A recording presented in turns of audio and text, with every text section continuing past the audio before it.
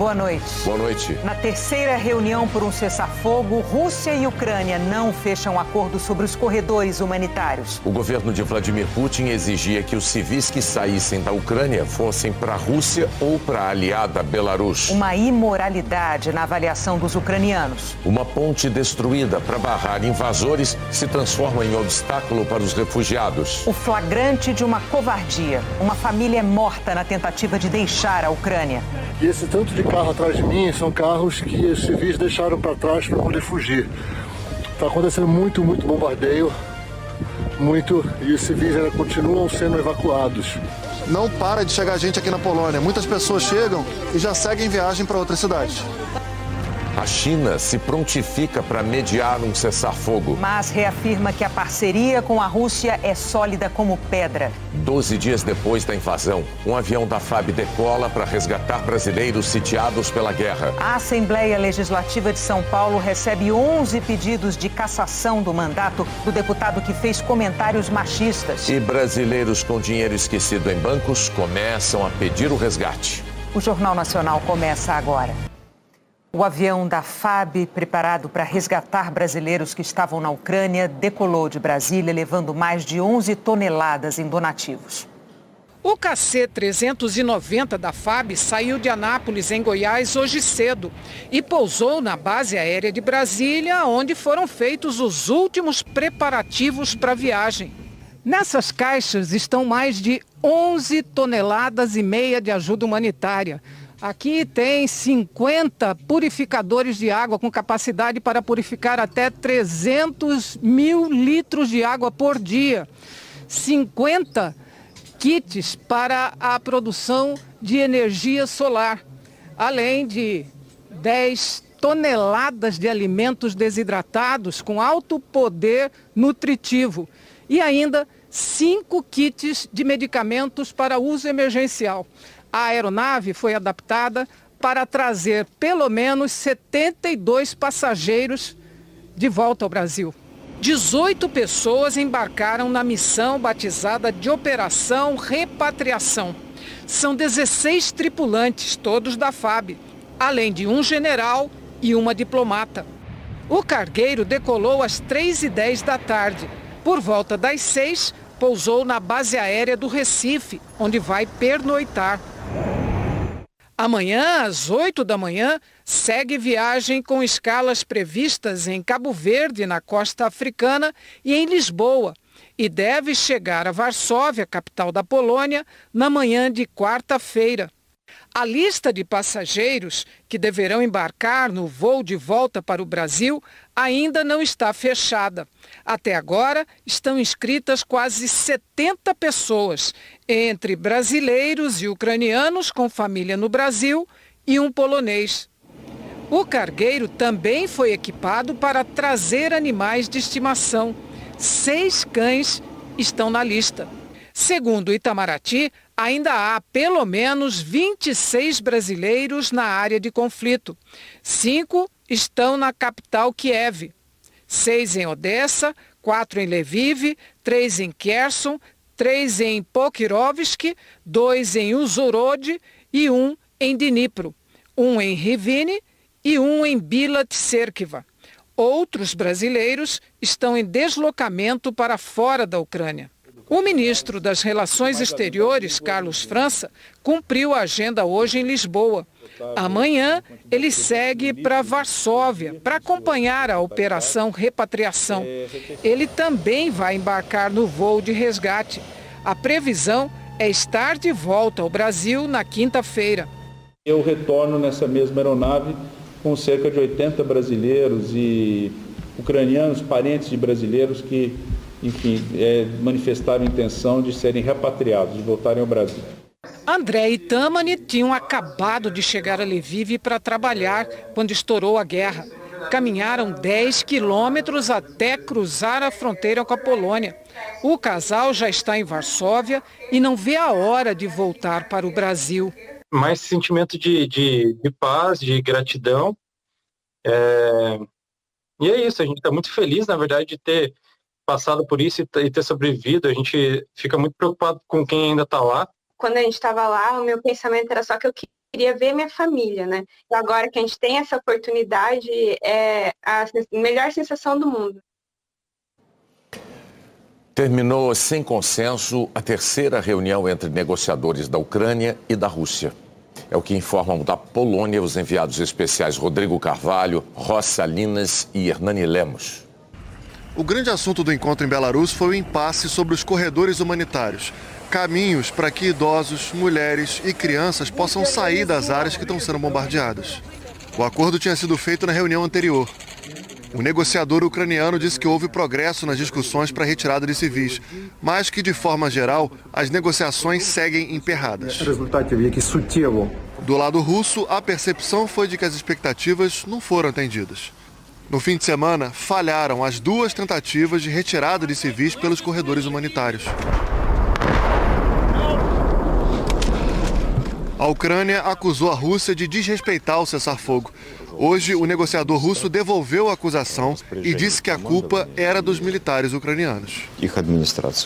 Rússia e Ucrânia combinaram uma nova rodada de negociação, a quarta.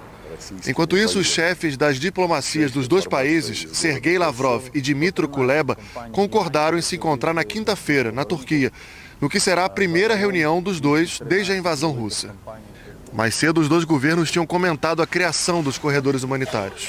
A Rússia propôs alguns caminhos para a retirada de civis das áreas de conflito. Quem saísse de Kiev, por exemplo, teria que ir para Gomel, em Belarus, país que está apoiando a invasão russa. Quem fosse embora de Kharkiv teria que ir para o território inimigo, a Rússia. Só os moradores de Sumy e Mariupol teriam alternativas. Poderiam ir para a Rússia ou para outras cidades na Ucrânia. Um porta-voz do presidente ucraniano considerou a proposta imoral. Já o governo russo afirmou que são os nacionalistas ucranianos que não deixam os civis saírem, para que fiquem e sirvam como escudos humanos.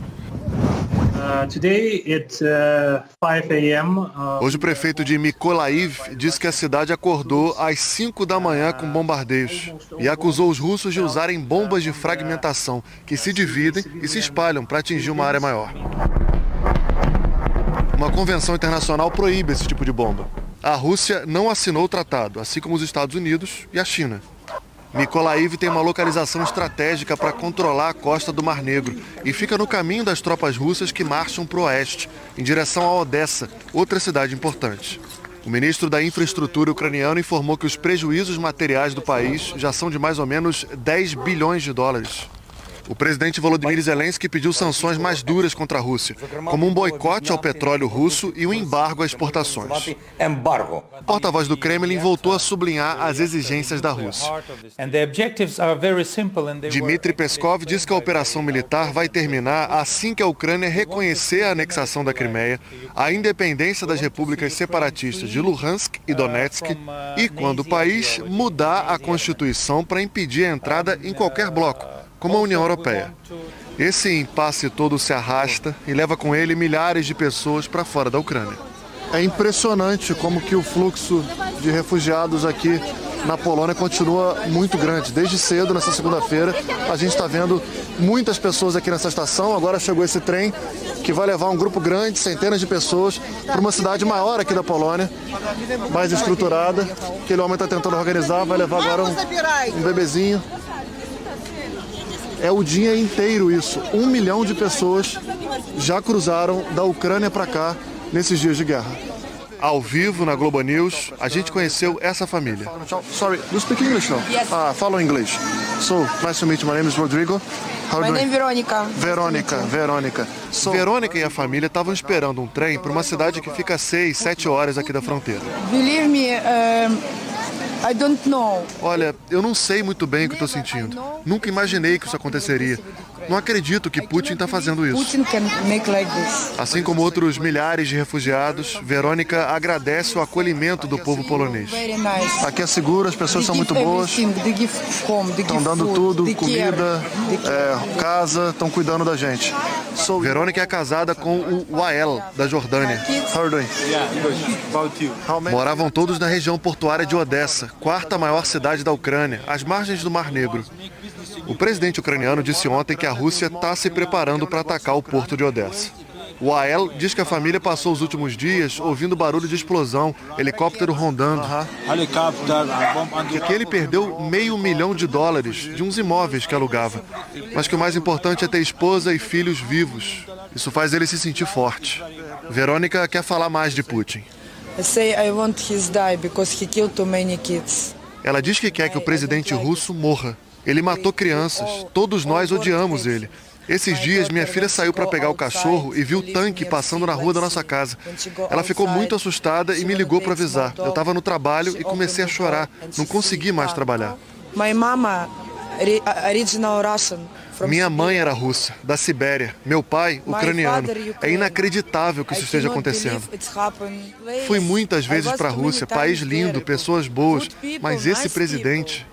No aperto, Verônica embarca com o marido, as crianças, uma sacola de roupa e a mesma agonia de toda essa gente.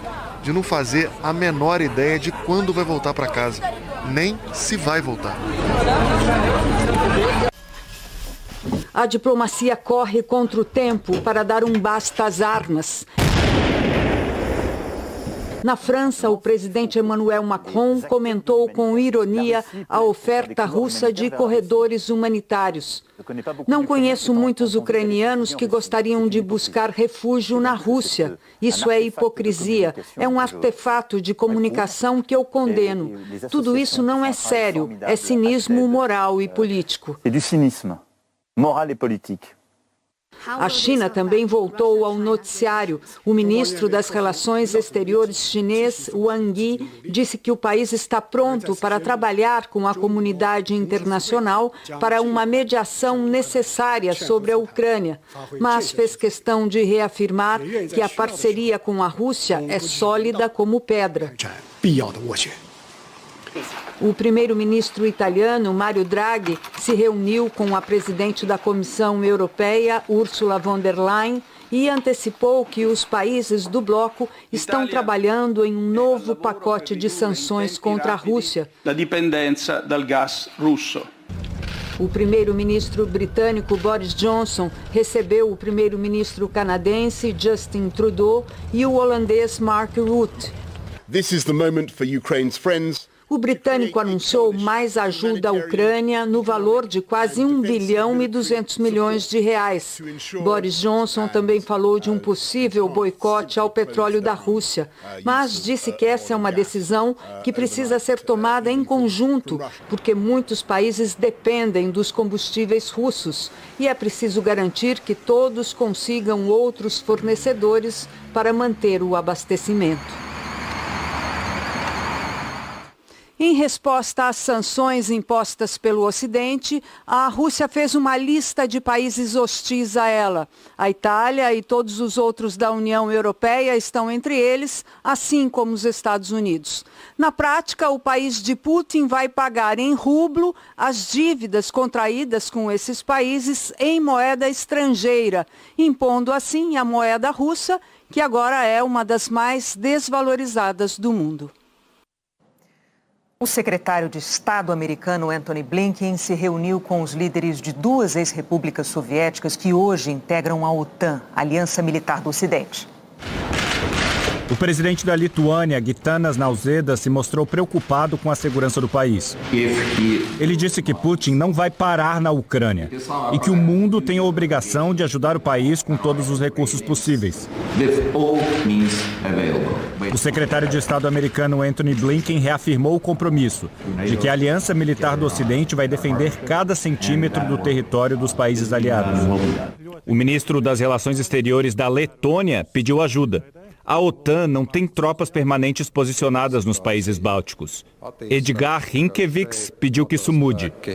Ele disse, com os acontecimentos recentes, é essencial que as tropas da OTAN tenham presença permanente na Letônia. Não temos mais ilusões. Nenhum motivo para acreditar que a Rússia possa mudar sua política. O secretário de Estado disse que os Estados Unidos estão fazendo de tudo para acabar com a guerra o mais rapidamente possível e para que ela não se alastre para outros países. O mundo está dizendo para a Rússia, pare com os ataques imediatamente. Deixe comida e medicamentos chegarem, as pessoas saírem seguramente e acabe com essa guerra contra a Ucrânia. E aproveitou para criticar a China abertamente. Ele disse que Pequim fala muito sobre a importância de defender a ordem internacional e a estabilidade, e de respeitar a soberania, mas que ao não condenar a violação da soberania da Ucrânia, as ações da China estão falando mais alto do que as palavras. A ideia de que existe uma nova era surgiu no discurso do ministro das Relações Exteriores de Israel, Yair Lapid. Ele também se encontrou hoje com Antony Blinken e disse que a guerra na Ucrânia e as ameaças nucleares estão mudando o mundo como conhecemos. Tanto a Rússia quanto a China fazem parte do Conselho de Segurança aqui da ONU. E ambos os países têm poder de veto. Por isso o Conselho não conseguiu até agora condenar a invasão. Hoje se reuniram para tratar do aumento da ajuda humanitária à Ucrânia. A resolução elaborada por México e França desenha o apoio ao país que já tem mais de 1.700.000 refugiados. O bailarino brasileiro Davi Mota Soares anunciou hoje numa rede social que deixou o balé Bolshoi da Rússia. Davi escreveu que não poderia agir como se nada estivesse acontecendo, manifestou solidariedade aos ucranianos. O brasileiro era um dos principais solistas. Ontem, o diretor musical do Teatro Bolshoi entregou o cargo. A seguir, os pedidos de cassação do mandato do deputado que ofendeu mulheres. A Rússia boicotou hoje uma audiência no Tribunal Internacional de Justiça em Haia, na Holanda, sobre a possibilidade de imposição de medidas temporárias que parem a invasão russa à Ucrânia. O governo ucraniano argumenta que é falsa a alegação dos russos de que querem impedir um genocídio. A expectativa é de que a Rússia responda amanhã. Geralmente, os países seguem decisões da Corte de Haia, mas não são obrigados. E na tentativa de tomar a capital da Ucrânia, militares chechenos estão do lado dos russos. O fotógrafo brasileiro Gabriel Chaim acompanhou a fuga de moradores de uma cidade a 30 quilômetros de Kiev.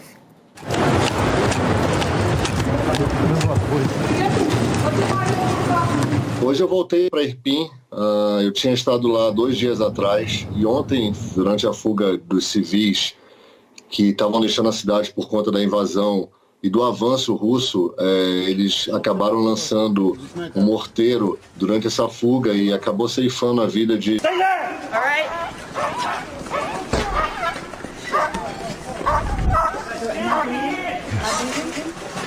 Eu estou aqui do outro lado da ponte de Irpin. A cidade está a alguns quilômetros à frente. Aqui, na minha frente, está uma ponte quebrada. E esse tanto de carro atrás de mim são carros que os civis deixaram para trás para poder fugir. Está acontecendo muito bombardeio. E os civis ainda continuam sendo evacuados. Relatos de civis que eu pude entrevistar aqui, eles relataram que muitos corpos de civis estão pela cidade toda.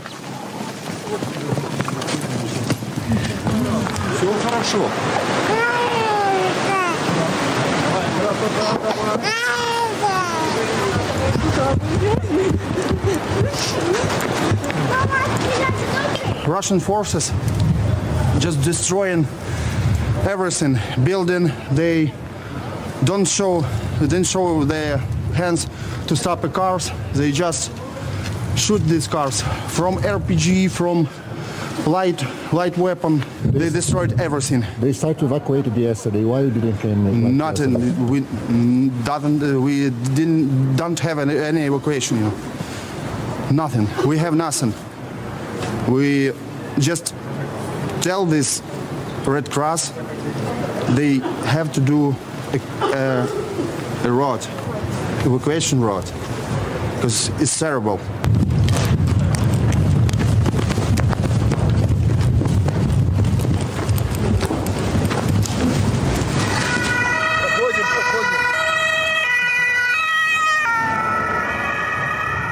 Russian has bombed our city. There are many houses destroyed. Today it's not so hot in European today, but yesterday it was really hard. Yeah, very hard. Right now we decided to leave. Quando eu estava entrevistando um voluntário que ia resgatar os corpos dentro de Irpin, ele me alertou que lá ele tinha visto chechenos lutando ao lado dos russos. Na década de 1990, os chechenos eles tentaram a independência da Chechênia, mas eles foram completamente massacrados pelos russos. Entretanto, agora, o ditador checheno, ele declarou aliança a Putin. Então, por isso, ele enviou essas tropas especiais à Ucrânia para lutarem ao lado dos russos contra os ucranianos.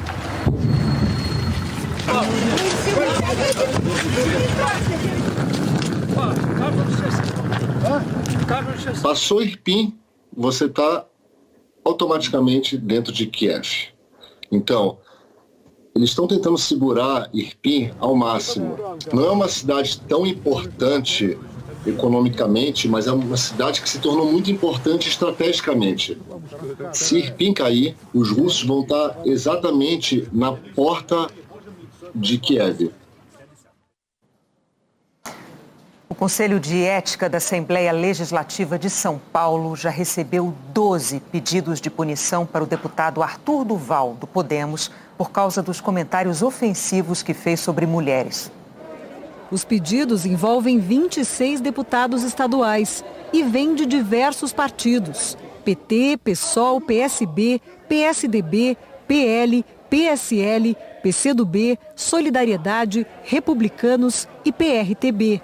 A presidente do Conselho de Ética e Decoro Parlamentar diz nunca ter visto uma mobilização como essa. A maioria pediu pela penalidade máxima, que é a cassação do mandato do deputado Arthur Duval. Além de ter sido uma declaração sexista, ela também foi discriminatória com relação à questão social, né? Cada vez que uma mulher é atingida, acho que todos nós, de alguma forma, nos sentimos compelidas a nos unirmos nessa dor. A Ordem dos Advogados do Brasil, seção de São Paulo, também enviou uma representação pedindo a cassação de Arthur Duval, mais conhecido como Mamãe Falei. No documento, a OAB afirmou que o comportamento do deputado não é aquele esperado de alguém que exerça um cargo público dentro de uma respeitada casa legislativa, nem que haja desta maneira com mulheres em plena guerra e em situação desesperadora. O motivo de tanta indignação são os áudios que o deputado divulgou num grupo de amigos e vazaram na internet. Em viagem à Ucrânia, alegando missão humanitária, Arthur Duval enviou comentários ofensivos e machistas sobre as mulheres ucranianas. Elas olham, cara. Elas olham e vou te dizer, são fáceis, porque elas são pobres. Não peguei ninguém, mas eu colei em 2 minas, que a gente não tinha tempo, em 2 grupos de mina, e, assim, é inacreditável a facilidade. Ele chega a comparar a movimentação de refugiadas a uma fila de balada. Eu nunca na minha vida, nunca vi nada parecido assim em termos de mina bonita. Assim, a fila das refugiadas, irmão. Assim, imagina uma fila, mano, nem sei, tô sem palavras, cara. Tipo uma fila, de 200 metros mais. Só deusa. Só Deus, assim. Se você pegar a fila da melhor balada do Brasil, na melhor época do ano, não chega aos pés da fila dos refugiados aqui. Diz ainda que pretende voltar à Ucrânia quando a guerra acabar. Eu tenho 35 anos, cara. Eu nunca vivi isso. E eu nem peguei ninguém aqui. Mas eu falo assim, só a sensação de saber que eu poderia fazer e sentir como é o game. Enfim, já sabem, né?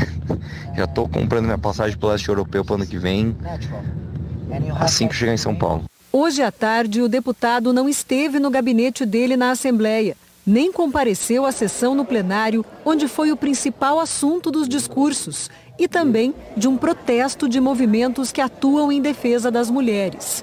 O presidente da casa abriu os trabalhos falando sobre os áudios. Que a Assembleia Legislativa do Estado de São Paulo repudia comportamentos sexistas, machistas ou qualquer tipo de preconceito ou incitação ao ódio. Sob esta presidência, nenhum caso ficará sem resposta. Nada será varrido para debaixo do tapete. Este é o meu compromisso. Desde que voltou ao Brasil no sábado, Arthur Duval deu declarações se desculpando pelos áudios. E também divulgou nota retirando a pré-candidatura ao governo de São Paulo. Hoje, depois de a assessoria afirmar que o deputado não iria se manifestar, Arthur Duval divulgou uma nota. Ele disse: "Dei uma declaração lamentável. Admito e peço desculpas por isso. Além de tudo, perdi minha noiva e prejudiquei meus amigos." O processo deve ser aberto nos próximos dias aqui na Assembleia de São Paulo, segundo o Conselho de Ética. 10 deputados vão analisar o caso, 3 mulheres e 7 homens. Pelo regimento, a investigação pode levar até 30 dias para ser concluída. O movimento Brasil Livre repudiou as declarações de Arthur Duval e lamentou o mal-estar causado. A Executiva Nacional do Podemos informou que abriu processo disciplinar para analisar o pedido de expulsão do deputado. Vamos agora a São Paulo, ver a previsão do tempo para amanhã. A Eliana Marques conta para a gente. Boa noite, Eliana. Boa noite, Renata. Boa noite, Bonner. E boa noite para você. Uma frente fria espalha instabilidades e há risco de temporal com muita chuva, ventos fortes, raios e granizo do Rio Grande do Sul até São Paulo. Porto Alegre vai ter chuva forte de manhã e de tarde. Florianópolis, Curitiba e São Paulo de tarde e de noite. Fica abafado principalmente aqui em São Paulo, com até 34 graus, mais do que hoje. As tempestades vão atingir também quase todo o Mato Grosso, além do Ceará, Piauí e Maranhão por causa da zona de convergência intertropical e também a região norte. As capitais com chuva mais volumosa são Porto Velho, Palmas, Manaus, Belém e Rio Branco. Também Fortaleza, São Luís e Teresina, onde o rio Poti deve transbordar na próxima madrugada, segundo o Serviço Geológico do Brasil. No centro-oeste, chuva de moderada a forte, só que isolada, porque o sol e o calor vão predominar, Renata. Você ressalta algum lugar onde não deve chover? Sim, 3 áreas e uma está aí no litoral do Rio de Janeiro. A outra aqui no sul do Rio Grande do Sul e também esta entre Goiás, Bahia e Minas Gerais. Belo Horizonte e Rio são as capitais com tempo firme. BH com máxima de 32 graus e Rio com 37. Hoje já fez isso e o Rio de Janeiro foi a capital mais quente do país. O calorão segue nas 2 a semana toda e a partir de quarta-feira volta a chover. Mas é entre sexta e sábado que as pancadas de verão serão mais fortes. Nos próximos dias, onde a chuva se concentra mesmo, é aqui do norte até o Piauí e Mato Grosso. E no sul do país volta a chover bastante. Em Porto Alegre e Curitiba, toda essa chuva até sábado vai somar uns 140 milímetros em cada cidade. Em Porto Alegre, isso representa a metade da média do mês todo. E em Curitiba, seria o mesmo que dizer, vai chover o normal para março inteiro em apenas 5 dias. São Paulo também terá calorão e temporal. As tempestades vêm mais intensas sexta e sábado, porque uma frente fria vai aumentar a chuva e depois trazer um leve refresco. Renata e Bonner. Obrigada, Eliana. A seguir, a inflação é o principal motivo para contas atrasadas. Brasileiros com dinheiro esquecido nos bancos começam a pedir o resgate. Brasileiros que têm direito a receber dinheiro esquecido nos bancos começaram hoje a consultar os valores no site do Banco Central e a pedir o resgate. A Dalva já faz planos com o dinheiro que tem para receber. Primeiro, pagar cartão de crédito. E tentar, se for um bom dinheiro, investir, né? No Rio Grande do Norte, o G1 encontrou a dona Antônia, que cogitou usar o valor do resgate para comprar um carro. Mas minha filha olhou e disse: mãe, a senhora vai receber R$2,82. Eu disse: eu não acredito não, assim eu não posso trocar o carro. Desde janeiro, é possível ver se há valores esquecidos nos bancos, em contas correntes ou poupanças encerradas. A partir de agora, também dá para saber quanto. Ao todo, são 4 bilhões de reais a serem pagos. 26 milhões de pessoas físicas e 2 milhões de empresas têm direito a receber alguma quantia. Mas atenção, Há um calendário para pedir o resgate. De hoje até sexta-feira, é a vez de pessoas nascidas antes de 68 ou empresas criadas antes dessa data. Na semana que vem, quem nasceu ou a empresa que surgiu entre 68 e 83. E na semana do dia 21, todos a partir de 83. Para dar início ao processo, é necessário acessar o site Valores a Receber, do Banco Central, e informar o CPF e a data de nascimento. Se você tiver alguma quantia a receber, o Banco Central vai informar a data para consultar o valor e solicitar a devolução. A partir daí, é preciso usar a conta aberta no site do Governo Federal, www.gov.br. O usuário que ainda não tiver precisará fazer um cadastro. É necessário verificar o nível de segurança desta conta. Elas são divididas em 3 categorias: ouro, prata e bronze, de acordo com a quantidade de dados fornecidos ao governo. Só poderá pedir o saque dos valores quem tiver uma conta ouro ou prata, as mais altas.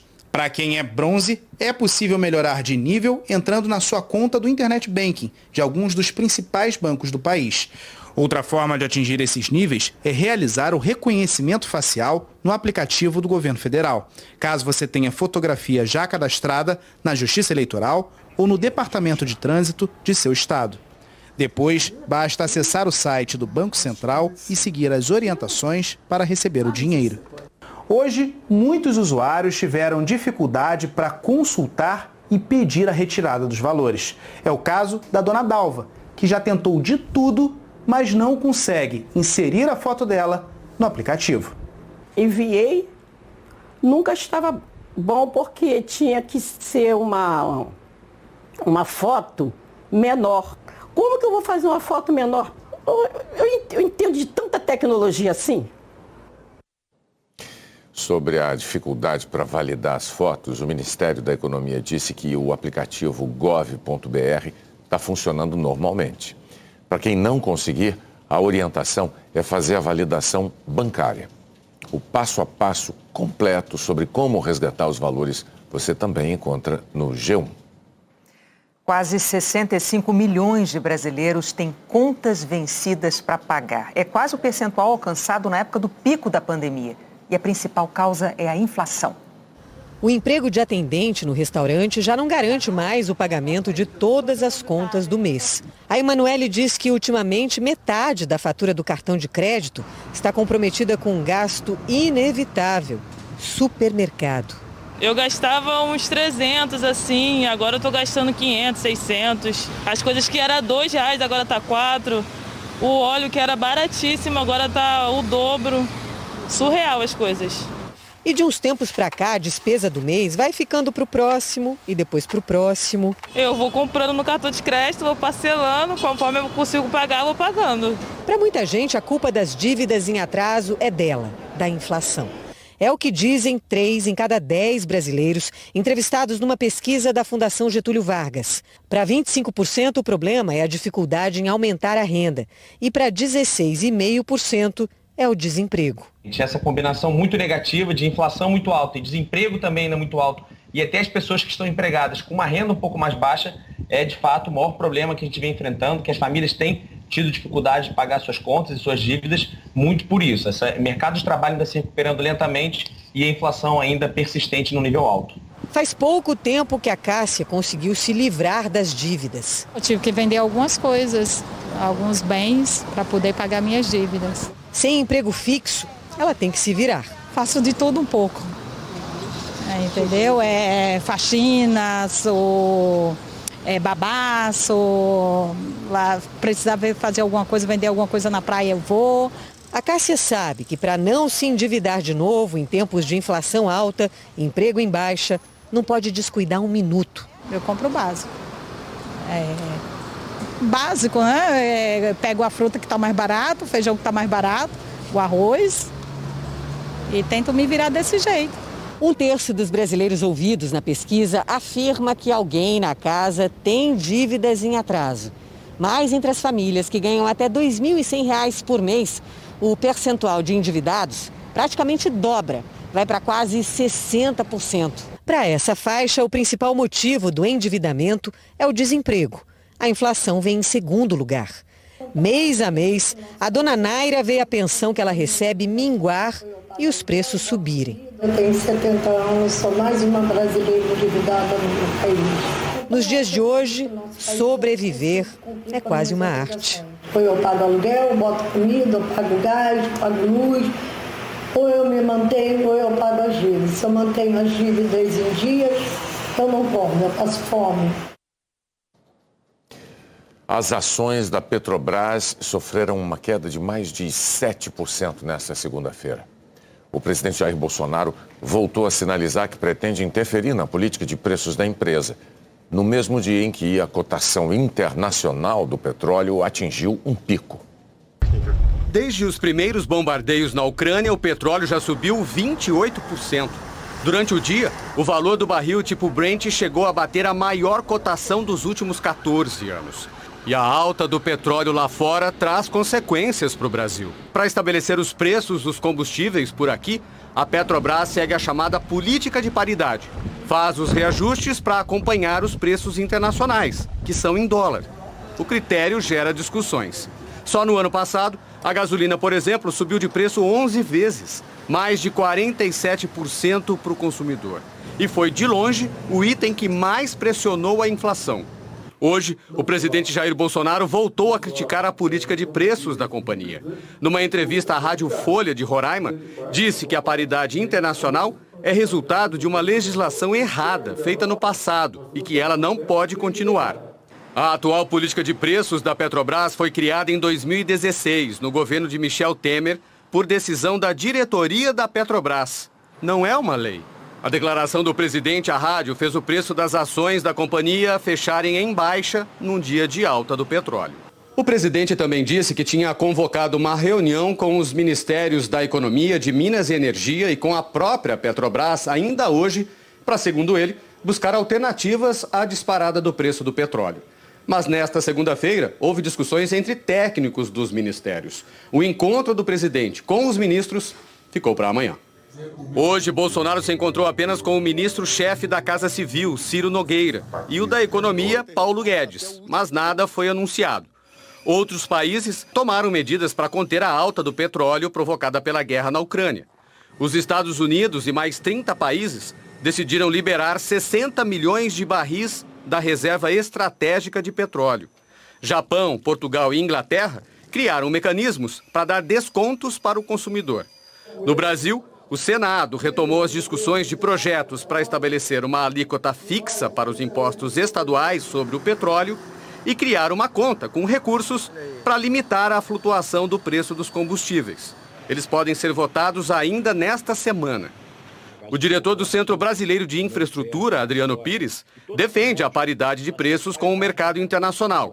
Diz que mudanças devem ser debatidas com a participação do Congresso, mas afirma que é necessário uma ação emergencial neste momento de guerra na Ucrânia, com fortes pressões sobre o petróleo. Criar uma política que podia durar 3 meses, 6 meses, enquanto a guerra não esfria, uma política semelhante à que você tinha assim, quando você fez na greve dos caminhoneiros. Então você fazer uma política de subsídio específico. Para que derivados? Principalmente para o diesel e para o botijão de gás. O economista-chefe do Banco Master diz que a Petrobras é uma empresa de economia mista, que distribui lucros para os acionistas. Paulo Gala diz que a parte que vai para o governo deveria ser usada para compensar as altas de preços. No ano passado, a companhia teve lucro recorde, de 106 bilhões de reais. Eu acho que faz sentido a gente pensar num outro tipo de repartição desse recurso que não seja simplesmente um repasse automático, porque senão vai tudo 100% para os acionistas, né, para o lucro dos acionistas. Enfim, nada contra o lucro dos acionistas, mas é só uma questão da gente discutir uma regra que funcione para todo mundo, né? Um estudo publicado na revista científica Nature mostrou mais de 75% da floresta amazônica estão perdendo a resistência. A vegetação está mais seca e demora mais para se recuperar. E mais da metade da floresta corre o risco de virar savana em questão de décadas, com reflexos na biodiversidade e no clima. A seguir, o Rio é a primeira capital a dispensar o uso de máscaras em ambientes fechados. Lançado um espaço público para interação com os canais e os produtos da Globo. A Anvisa fez um alerta sobre a venda de autotestes de Covid falsificados. Em Belo Horizonte, algumas farmácias começaram a vender os autotestes neste fim de semana. Os fabricantes dizem que a eficácia chega a 96%. Quando o cliente realiza o autoteste em casa, ele precisa ter bastante cuidado quanto à coleta e a realização dessa leitura do exame. Ele precisa seguir o passo a passo de pegar o cotonete no nariz, na quantidade certa, colocar no líquido e pingar certinho na placa e aguardar. Ele é um teste de rastreamento. Então, ele precisa procurar uma farmácia, um estabelecimento de saúde ou um hospital para garantir que aquele resultado que ele encontrou realmente é válido. A Anvisa já autorizou 6 marcas de autotestes no país, mas eles só podem ser vendidos em farmácias ou estabelecimentos licenciados para o comércio de artigos médicos. As vendas em plataformas de comércio eletrônico ou por meio de grupos de mensagens são proibidas.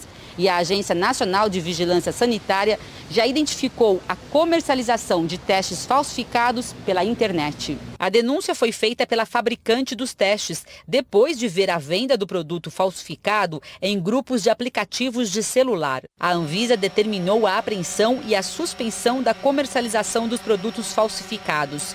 A agência alerta que esses testes vendidos de forma irregular produzem resultados não confiáveis. Você pode ter um falso negativo e continuar circulando e propagando o vírus estando contaminado. Então, a gente entende isso como um alto risco, não só para o produto, mas considerando todo o contexto epidemiológico da pandemia que o Brasil vem vivendo. Sempre que um consumidor, um paciente identificar um produto falsificado, ou mesmo uma desconfiança de um produto falsificado, que ele informe a Anvisa, que ele notifique, para que nós possamos investigar e tirar esses produtos do mercado. Na página da Anvisa, na internet, você encontra a lista de autotestes aprovados no país. A Câmara Brasileira de Diagnóstico Laboratorial, responsável pelas indústrias fabricantes de testes de Covid no Brasil, reforça que é preciso ficar atento e que já recebeu denúncias de testes rápidos profissionais sendo vendidos como autotestes. Testes rápidos em kits de 25 unidades que são parcelados, são fracionados e vendidos até em embalagens totalmente precárias. Saquinho plástico com um item de cada um, como se fosse um autoteste. Isso não é autoteste, isso infelizmente configura um crime sanitário. Máscara não é mais obrigatória em locais fechados da cidade do Rio. Quem quiser já pode mostrar o rosto, em qualquer lugar. O Rio foi a primeira capital do país a liberar as máscaras em ambientes fechados. A decisão do Comitê Científico foi publicada em edição extra do Diário Oficial do município. O comitê avalia: o momento é favorável e os números positivos. A taxa de transmissão de Covid no município do Rio é hoje de 0,3. A secretaria diz que essa é a menor taxa desde o início da pandemia. Foi consenso aqui do comitê, os dados epidemiológicos da cidade do Rio são extremamente favoráveis. Nós nunca tivemos uma transmissão tão baixa. Então, do ponto de vista de transmissão, esse é o melhor momento, sem dúvida. A prefeitura orienta que pessoas imunodeprimidas, com comorbidades e não vacinadas, continuem a usar máscaras.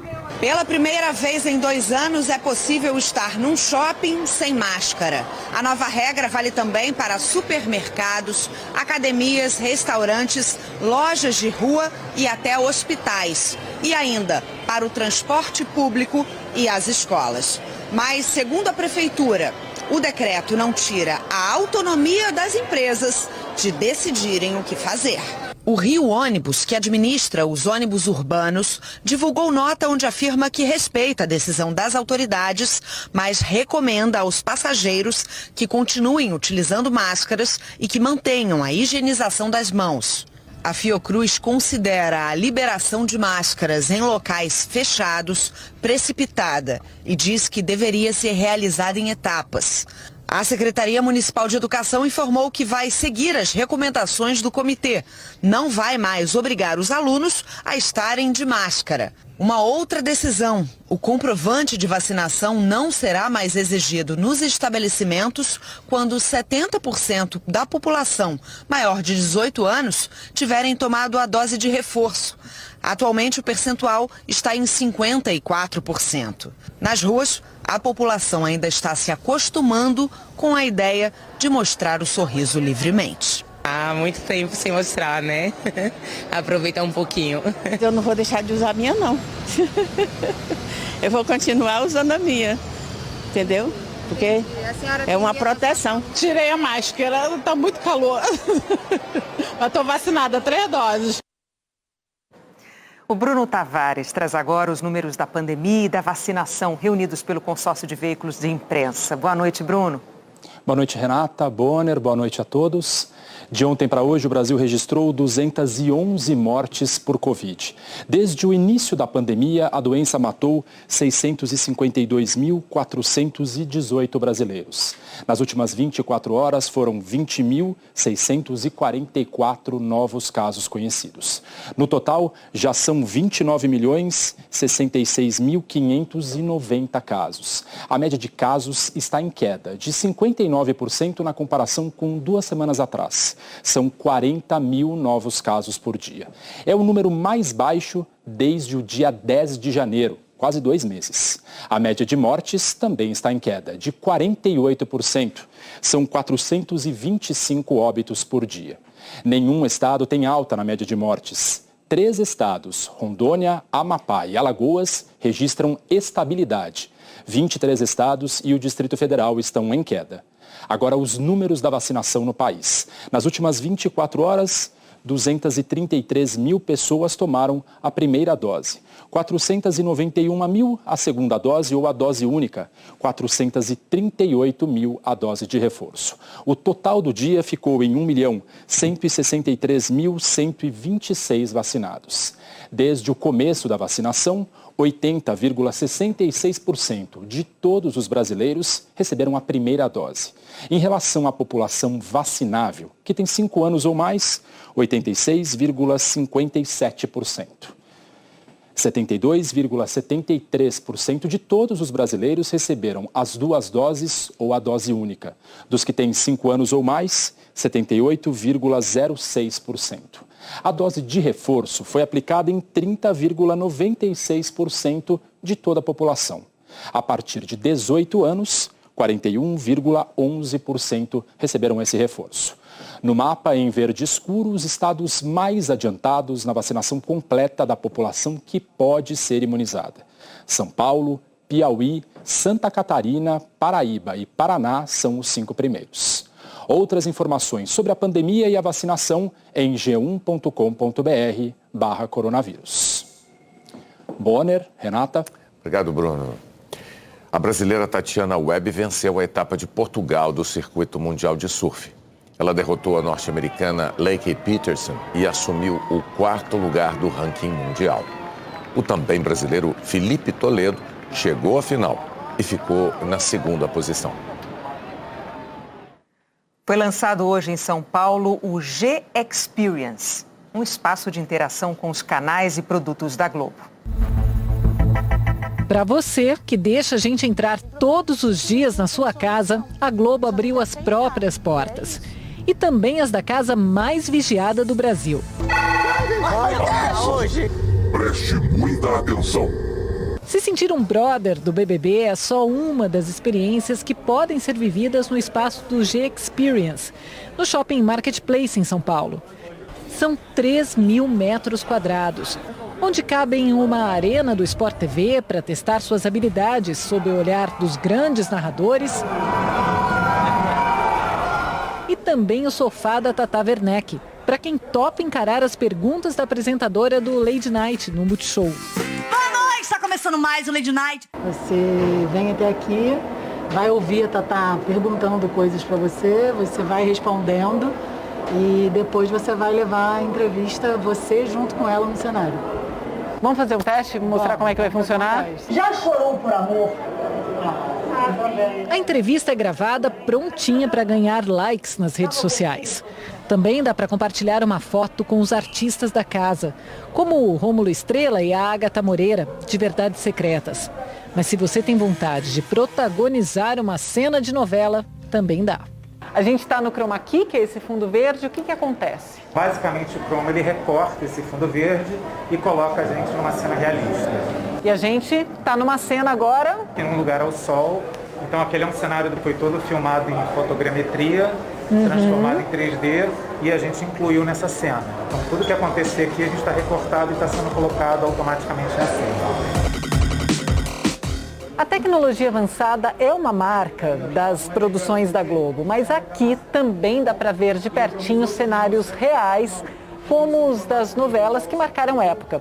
Num passeio rapidinho, a gente sai aqui da sala de jantar do Tufão e da Carminha, em Avenida Brasil, e entra na cozinha de chocolate com pimenta, que fica bem ao lado do restaurante Aletria, de Órfãos da Terra. Vizinho, a casa da Dona Lourdes, personagem de Regina Casé em Amor de Mãe. E olha, sem ter que cruzar o oceano, ainda dá para fazer um passeio por Caminho das Índias. Tudo parte do espaço do restaurante do G-Experience. O canal Off garante o Relax do Lounge e o Multishow, a Ferveção.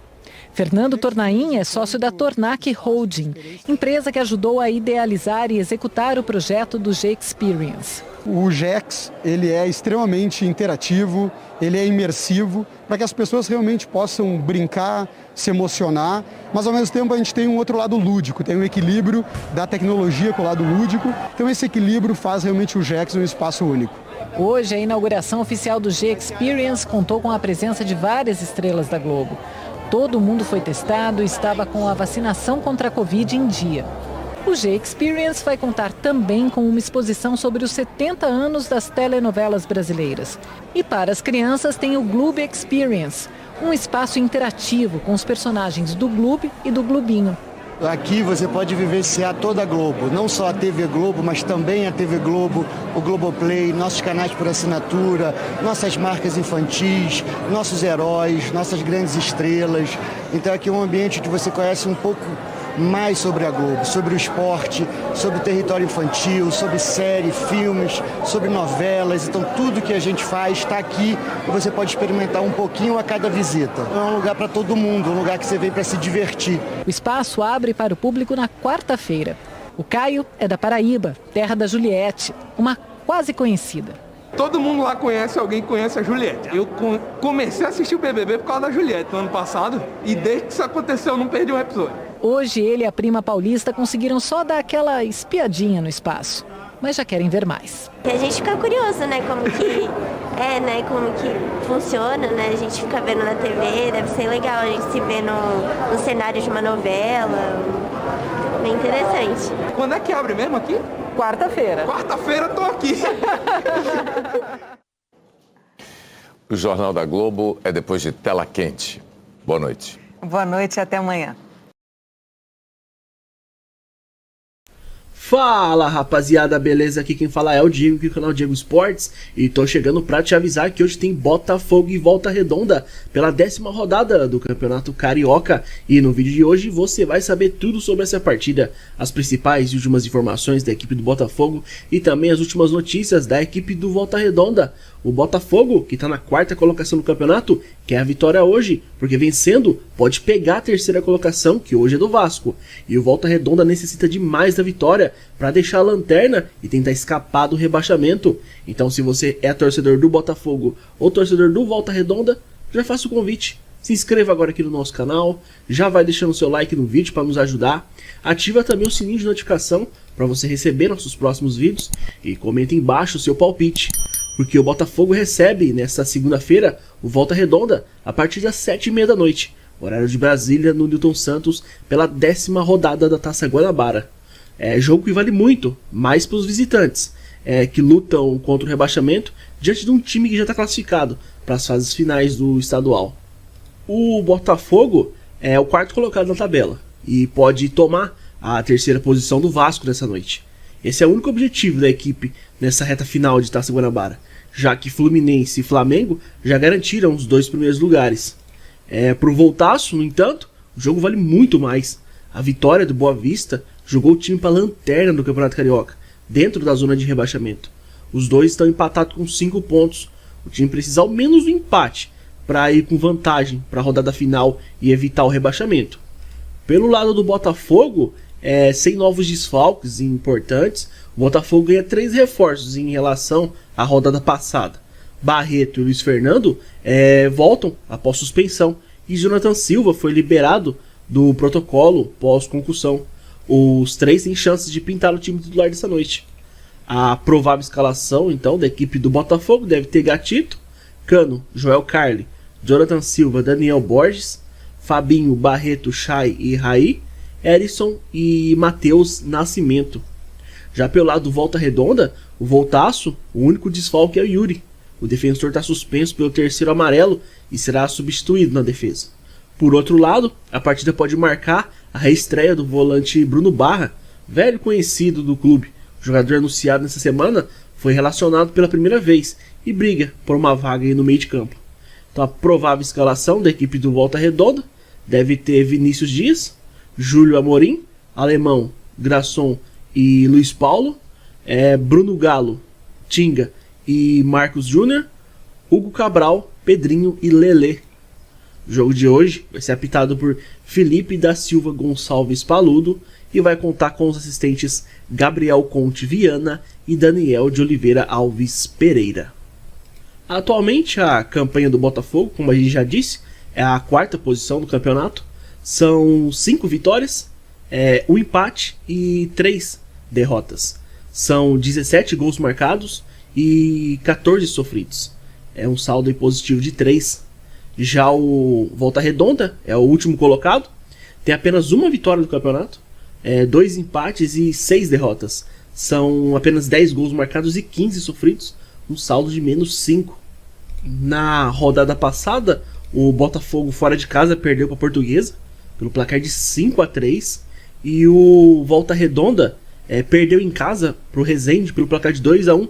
Porém, esse jogo foi jogo atrasado da 5ª rodada. Aí na próxima rodada, que vai ser a última, o Botafogo fora de casa vai enfrentar a equipe do Audax. E o Volta Redonda, também jogando fora de casa, vai enfrentar a equipe da Portuguesa. Esse jogo vai acontecer no sábado, dia 12, e o jogo do Botafogo vai acontecer no domingo, dia 13.